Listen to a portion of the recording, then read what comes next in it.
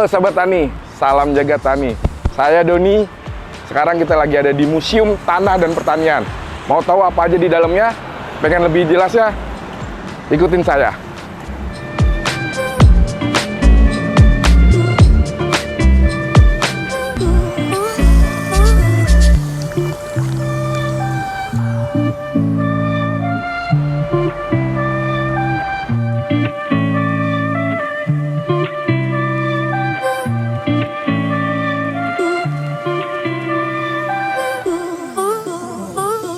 Pagi Mas. Pagi.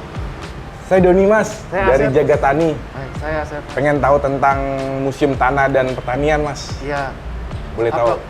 Apa yang ingin Mas tahu nanti kita bisa lihat di dalam. Ayo saya temani ke dalam Mas. Siap, Mas yang nemenin ya? Ya. Siap. Boleh Mas, ayo Mas. Oke.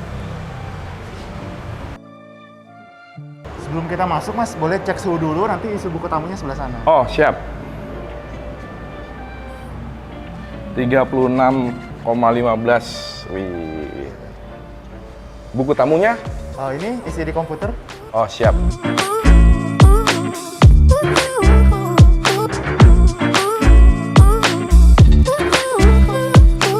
Jadi setelah ngisi tamu ini Oh, siap. ID visitornya Mas. Oke, siap. Nggak perlu masuk nyimpen ID berarti ya? Udah Nggak dari perlu. sini ya? Iya, nggak perlu. Siap, lebih Oke. simpel. Makasih Mas. Iya, sama-sama.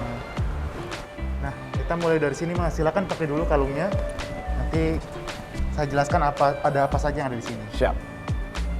Mas, boleh tahu kapan berdirinya Museum Tanah dan Pertanian ini Mas? Iya, kalau Museum Tanah ini sebenarnya awalnya berdiri 5 Desember 2017. 2017. Setelah itu ada pengembangan jadi Museum Tanah Pertanian. Kita bertahap dari 2019 sampai grand launching 2020 di bulan Maret 2020. Tapi sebelumnya ada yang 1905 itu? Oh iya, kalau 1905 itu bangunan gedung ini. Jadi bangunan gedung ini termasuk gedung heritage yang dibangun tahun 1905. Masa penjajahannya Belanda berarti? Betul, zaman kolonial Belanda. Ini gedung heritage, waktu saat itu laboratorium. Dari laboratorium berkembang lagi menjadi balai penelitian tanah, hingga terakhir 2017 jadi museum tanah. Lalu berkembang lagi menjadi museum tanah dan pertanian. Oke. Di Museum Tanah dan Pertanian ini ada berapa bangunan sih Mas? Oh, di sini ada 4 bangunan, 4 bangunan. gedung. Nah, yang jadi museum itu 3 gedung.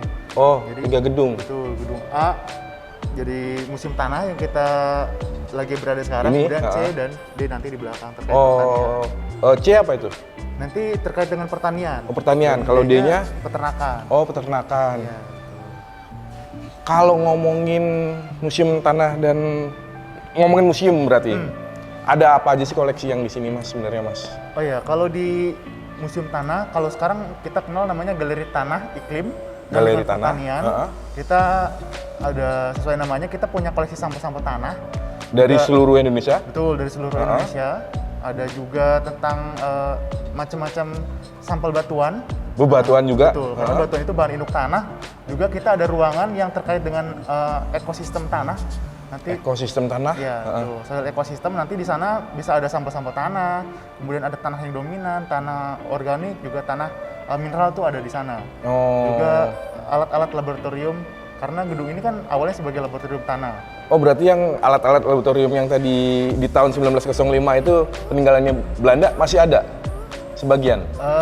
Mungkin nggak 1905, tapi koleksi laboratorium lama, karena sejak lama gedung ini jadi laboratorium. Oh gitu.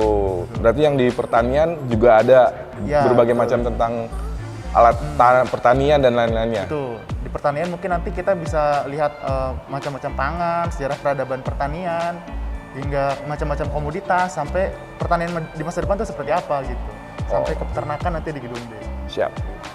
Kalau bebatuan, bicara bebatuan, di Museum Tanah dan Pertanian nih bebatuan apa aja nih Mas? Kayaknya banyak banget nih Mas. Ya betul. Sebenarnya secara umum kita kan ada jenis batuan beku, batuan sedimen, dan batuan metamorf. Jadi memang itu bahan induk pembentukan tanah.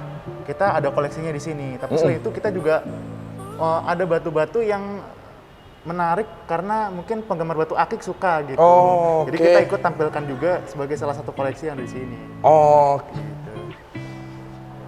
ini ada usia-usianya gitu Mas? Yang paling tua dari bebatuan yang ada di sini, yang di Museum Tanah nih apa nih? Yang paling istilahnya dibilang paling menonjolnya? paling menonjol ya sebenarnya kalau batuan yang tua ada namanya batu skis atau ada yang biru, ada juga yang hijau. Oh. Mungkin sebelah sini. Tapi itu tergantung ya. Kadang kita nggak bisa apa ya menentukan ketuaan batu tuh lebih spesifik gitu ya. Tapi memang ada di sini ada berbagai jenis batuan yang terkait dengan terutama pembentukan tanah sih. Oh gitu. Mungkin yang sebelah sini, ini kan. Nih, wih, pancawarna nih yang bisa buat cincin nih. Betul. Ini mungkin yang masyarakat yang suka batuan datang ke sini untuk lihat juga ini koleksi apa ya batu. Kita mungkin awam sebutnya batu akik gitu ya. Karena ini sudah dipoles memang dan sudah jadi bisa jadi apa pajangan gitu. Wow, sahabat tani buat cincin. Tuh. Pancawarna nih. Tuh. Nah, ini juga sebagai apa ya? Attraction aja, sebagai bagian yang menarik gitu. Ternyata batu tuh bisa macam-macam. Iya, boleh. Kita bisa lihat nanti di sana kita punya koleksi namanya monolit. Jadi monolit tanah itu. Apa itu, Mas? Nah, monolit itu penggambaran tanah dari permukaan sampai kedalaman tertentu. Oh, secara tahapannya itu tahapan. Jadi ada penampang tanah. Susunannya gitu ya. berarti. Betul. Di situ bisa kelihatan layers atau lapisan tanah yang disebut horizon. Jadi memang ada penampang tanah dari permukaan sampai biasanya 1,5 meter. Nah, di dalam sana kita punya monolit yang terbesar. Terbesar di Indonesia. Biasanya cuma 20 atau 15 cm. Nah, yang di sana itu yang disambung jadi terbesar gitu, menyambung dari laut. Satu-satunya berarti atau ada lagi? Saat ini satu-satunya. Satu-satunya di Indonesia. Tanah dan pertanian hanya ada di sini. Hanya di sini ya berarti ya. Di mana-mana nggak ada ya, sahabat tani. Kalau mau pengen tahu tentang tanah dan pertanian harus datang ke sini nih. Banyak banget ilmunya di sini nih. Kita kemana lagi nih, Mas?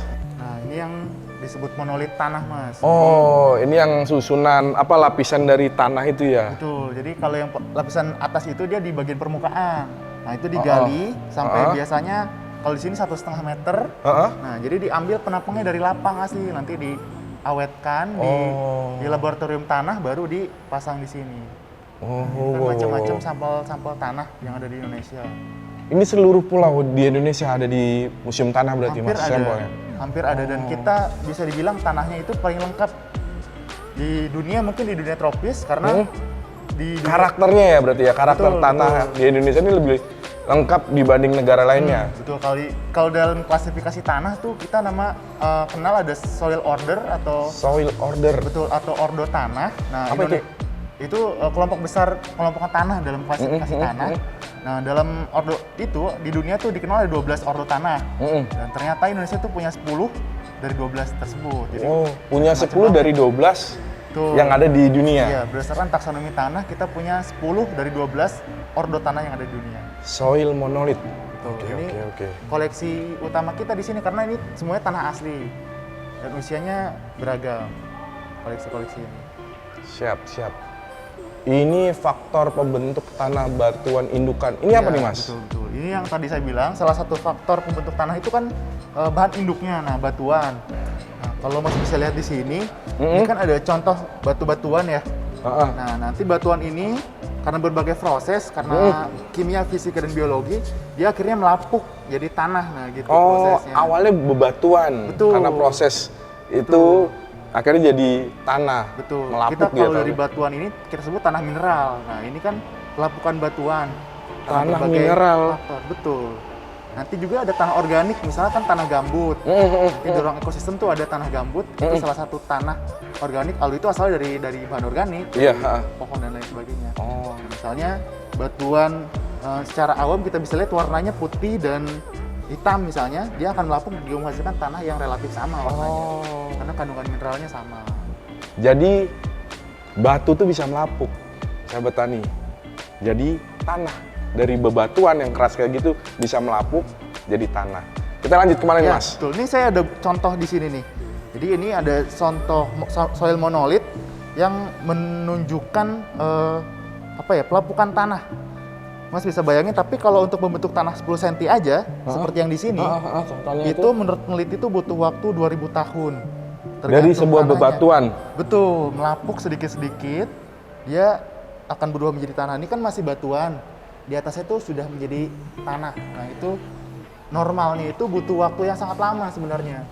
Ini kan masih batuan induk ya, kita bedrock. Nah, ini Oh, ini umpamanya bebatuan, terus mau Betul. jadi tanah ini butuh 2000 tahun untuk Iya. melapuknya. Tanahnya berbeda-beda, tapi menurut peneliti Heeh. yang di kita misalnya itu menurut peneliti 10 cm itu butuh waktu kurang lebih 2000 tahun. 10 cm. Betul, nih seperti ini. Ini kan ada batu yang berbeda. Ini mungkin bisa jadi batu cadas atau batu gamping. Nah, ini sudah berubah sebelah sini melapuk menjadi tanah kan. Nah, karena batuannya berbeda, dia proses pelapukannya dan faktor-faktor yang lainnya juga berbeda hingga membentuk akhirnya berubah menjadi tanah yang seperti ini. Sahabat tani butuh 2000 tahun untuk batu melapuk hanya sekitar 10 cm. Kalau dirusak sama yang namanya pupuk kimia, gimana tanah kita hancur semua. Ini ruangan apa nih Mas? Masih tanah juga nih? Betul, ini terkait dengan monolit tadi sebenarnya kan yang saya bilang ada 10 ordo tanah di Indonesia. Nah, salah satunya nanti di dinding ini teman-teman bisa lihat, Thomasnya bisa lihat ordo tanah tersebut. Misalnya dari yang sebelah ini sini. tanah gambut. Tuh, ini tanah gambut, ordonya organosol gitu ya. Tsunami, tanah aluvial tsunami. Ini tsunami. Tanah aluvial tsunami. Oh ini nih. Kondisi setelah lebih 14 tahun sesudah tsunami Aceh. Dahulu belukar atau sawah, sekarang sebagian menjadi pemukiman. Betul. Ini ujungnya ini.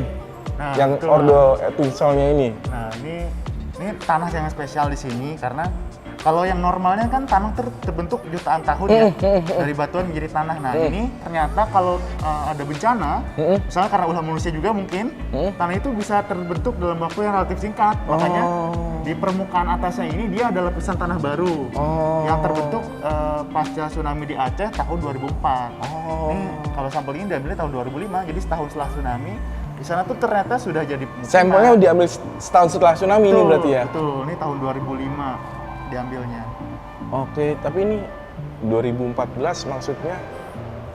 2004 tsunami-nya. Ini sampelnya diambil tahun 2005. Oh, oleh Pak Mujiono ini ya? Mujiono ini salah satu peneliti tanah dulu yang ada di sini. Jadi kan jadi laboratorium, balai penelitian tanah. Nah, tugas-tugas para peneliti tanah lah yang Oh, ambil. ini fotonya. Sahabat tani, jadi salah tadi. Jadi 2014 tahun ini kondisi yang saat ini ada di sana nih. 14 tahun setelah tsunami-nya. Setelah tsunami. Oke. Ini bisa dibilang cuma Indonesia doang yang punya nih. Mungkin ada yang wilayah lainnya kena tsunami, Oh, bisa iya, jadi iya, ada. Tapi memang ini tanah aluvial itu tanah endapan gitu ya. Ini masuknya ordo entisol gitu. Tanah. Apalagi nih Mas, tanah yang apa, ordo yang ada di sini? Berapa? Ada 10 ya berarti ya? Kurang lebih ada 10 ordo. Nah, ini yang sebelah sini mungkin yang paling subur. Kalau pertanyaan tanah mana sih yang paling subur gitu ya? Tanah hutan hitam. Betul. Ini dari mana nih diambil ini Mas? Ini dari daerah Malang. Oh Malang, Pagak, Kabupaten Malang, Betul, Jawa Timur. Ini yang termasuk tanah yang subur dengan ciri-ciri yang banyak organiknya. Biasanya dicirikan dengan warna yang relatif gelap seperti ini. Oh. Ini kan gembur, tanahnya ini untuk pertanian, ini apalagi sayur biasanya cocok banget nih. Macam-macam pertanian. Kalau di sana kan dataran tinggi gunung. Ini tanah hitam dari ordonya molisol. Ini molisol ini tanah yang paling subur.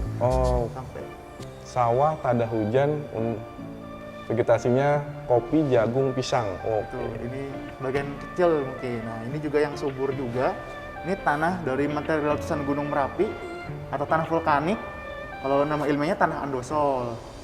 Tanah andisol. Andosol. Andosol. Ordonya andisol. Ordonya andisol, tanah andosol, ordonya andisol. Oke. Ini kan lapisannya kelihatan, horizonnya kelihatan gitu ya. Sumatera Utara. Dari Sumatera Utara. Emang tanah yang setelah dari letusan itu memang atau di ketinggian itu memang lebih subur ya Mas ya berarti ya? Relatif, nanti Relatif, tergantung ya? faktornya lagi apakah dia tanah asam atau tanah basah. Gitu. Kalau ada istilah tanah tua, tanah muda tuh, Iya. ada nggak sih Mas? Itu yang benar ada ya? Betul. Kalau dari perkembangan tanahnya, yang entisol tadi relatif lebih muda, yang tua itu ada namanya oksisol.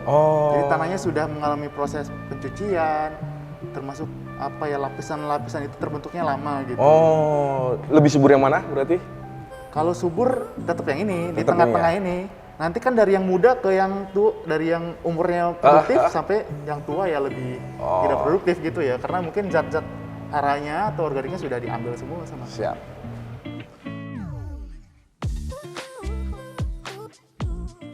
Ini gedung C. Ini gedung C. Gedung C yang untuk pertanian. Betul, dia menceritakan sejarah pertanian dari zaman lalu sampai ke masa depan tuh ada di sini. Oh, ini yang tadi kita ngomong tentang beragam teknologi yang untuk pertanian itu ada di sini semuanya. Ya, salah satunya ada di sini, teknologinya, pangannya dan lain sebagainya ada di sini. Gitu. Ini kurang lebih ada 3 lantai ditambah basement di bawah sebagai storage. Nah, setiap Bentar, Mas. Ada 3 lantai untuk museum pertanian ini dengan tahapannya beda-beda. Betul. Jadi dan temanya juga beda-beda. Bawah apa lantai Tuh, pertama? Kalau ini namanya, kalau lantai pertama ini galeri pangan. Galeri dan pangan peradaban. dan peradaban. Betul. Lantai pertama galeri pangan dan peradaban. Lantai kedua Lantai kedua itu galeri komoditas dan kebijakan. Jadi macam-macam komoditas hingga kebijakan pertanian dari zaman dulu sampai yang merdeka sampai sekarang. lantai 2 galeri komoditas dan kebijakan pertanian. Kebijakan pertanian. Dari yang awal sampai yang sekarang. Lantai 3 Lantai 3 itu galeri pertanian masa depan. galeri pertanian masa depan. Berarti banyak teknologi. Nah, betul. Teknologi-teknologi terkait untuk masa depan yang sekarang itu ada di lantai 3 nanti. Oke. Boleh kita masuk, Ayo, Mas? silakan, ayo. Siap. Silakan. Wih, sahabat Tani, zaman kakek gue nih. Tapi di beberapa daerah kayaknya masih ada nih yang pakai ini nih. Masih ada. Ini yang pakai bajak sosok. ya Mas ya. Tuh, ini bajak sawah. Bajak sawah Tradisional. dengan tenaga hewan yang tradisional nih, belum yang pakai mesin, traktor Betul, dan belum lain-lainnya itu mesin. ya. Iya. Ini apa ya, ikon juga nih di museum yang bagian pertanian ini, ya kan, mengolah sawah, mengolah tanah gitu ya, ini ikon. Ini dengan 2 ekor kerbau di sini kebetulan. Wih, ada mata bajak. Wah, Betul. kita ke situ Mas. Sejarahnya kayak Ini mata bajak ini 6.000 tahun sebelum Masehi. wah, Nih, ya. Sahabat Tani nih dulunya kayak gini nih. Bagian struktur unik dijalankan. Wow. Ini mata pisaunya nih dibilang nih, sahabat Tani nih. sebenarnya ini kalau yang bajaknya mah teknologinya 6.000 tahun yang lalu, tapi ini sepertinya tidak setelah itu.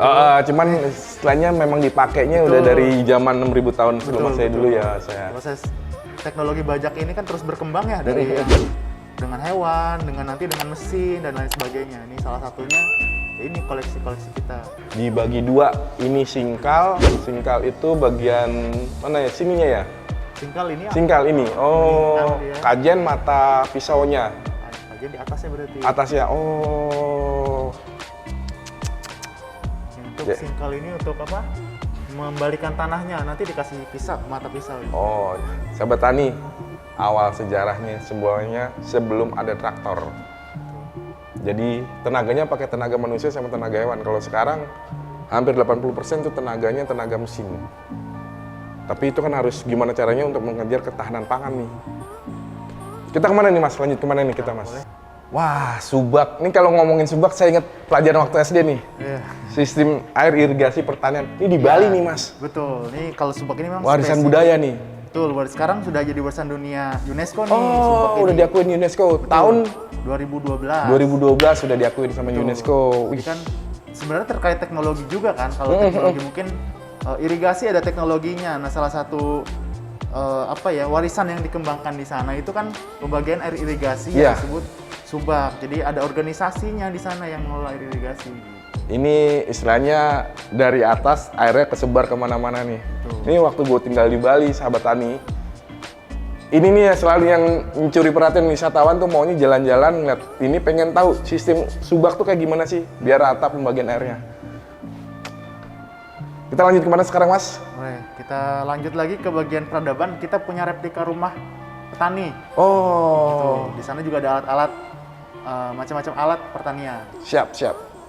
Sahabat Tani, kita lanjut lagi. Betul. Ini rumah apa Mas? Rumah petani yang Betul. tradisional yang zaman dulu banget nih. Betul. Replika rumah petani dengan berbagai peralatan dan Lesung nih. betul. Ini lesung, ini lumpang. Ini Lesung, kan lumpang, kita banyak iya. apa ya, sebagai makanan pokok itu padi. Iya. Tapi di sini sebenarnya banyak juga pangan yang lain yang ada sorghum, ada sagu, ada kacang-kacangan, nanti umbi-umbian. Boleh. Kita masuk rumahnya dulu nih, Iya, Mas. boleh. Tapi kalau rumah begini kayaknya zaman dulu udah yang mewahnya nih. Udah jadi ininya nih. Ini petani Demangnya kaya nih, raya Demang nih. kayaknya. Betul. Udah jadi Demangnya nih punya. Wih, keren nih. Wah, ada kendi. Ya, ini menunjukkan apa ya, peradaban pertanian pedesaan tuh gimana. Ini kan penggambaran peradaban pertanian di desa nih, zaman dulu ya. Seperti itu dengan alat-alat rumah tangganya seperti apa. Masih ngerasain minum pakai kendi, Mas? Udah enggak? Wah, belum pernah. Belum pernah. Lebih Tapi dingin, Mas, lebih sujuk, Mas. katanya gitu ya. Harus Dulu belum dibakar ada dulu kulkas. kendinya, udah sampai bersih, terus pokoknya cuci bersih dulu baru masukin air, terus diemin. Wah, itu mantap banget. Wah, Sebelum ada kulkas, pakai kendi dulu kita. saya sih dengar begitu, katanya lebih dingin sebelum Ini apa nih, Mas? Nah, ini orang banyak yang salah kira ini hanya tempat tidur. Sebenarnya ini namanya gerobok dari Jawa Tengah. Ini tempat penyimpanan. Oh, ini untuk juga. menyimpan padi. Iya, sejenis lumbung, tapi Bisa dibuka nggak sih? Iya, bisa dibuka. Jadi memang ada persediaan beras di situ. Oh, gitu. Wow. Masih ada berasnya, sahabat tani. Ngambil dikit ya, Mas. Lihat. Tuh, lumbung. Masih ada lumbungnya nih. Ya, beras asli nih. Ada ATM pertanian si komandan. Apa nih, Mas? Nah, ini ATM beras sebenarnya. Jadi kemarin untuk pandemi, jadi ada masyarakat yang kurang mampu dikasih kartu, nanti dia bisa ngambil jatah beras di sini. Oh, jadi tinggal ngetap terus nanti keluar berasnya di sini. Betul. Ini kerjasama Kementerian Pertanian, TNI dan Bank Indonesia, Bank Rakyat Indonesia. Bicara tentang teknologi, Mas. Teknologi apa aja sih sekarang yang ada di Museum Tanah dan Pertanian ini? Ini macam-macam teknologi sih, mulai dari genome editing, jadi mengedit DNA tanaman, kemudian ada teknologi autonomous traktor, teknologi smart farming, smart irrigation dan lain-lain. Salah satunya kan ada cabai pelangi, ada sandal ramah lingkungan. Ini drone pestisida nabati ramah lingkungan. Ya, untuk nyebarin pestisida pakai drone ya, Mas ya. Ini replikanya tapi aslinya sih lebih besar. Iya, aslinya lebih besar karena dia harus membawa, ada tangkinya buat bawa pestisidanya itu ya. Betul. Terus yang traktor otonom itu juga ada di sini juga. Ada replikanya, kita di belakang sana. Oh, Samping smart greenhouse ada autonomous traktor. Ini hasil karya anak bangsa nih, Mas. Pokoknya yang ada di sini 100% hasil karya anak bangsa. Iya. Teknologi yang dikembangkan oleh anak bangsa. Ini yang traktornya, Mas ya. Iya, ini autonomous traktor.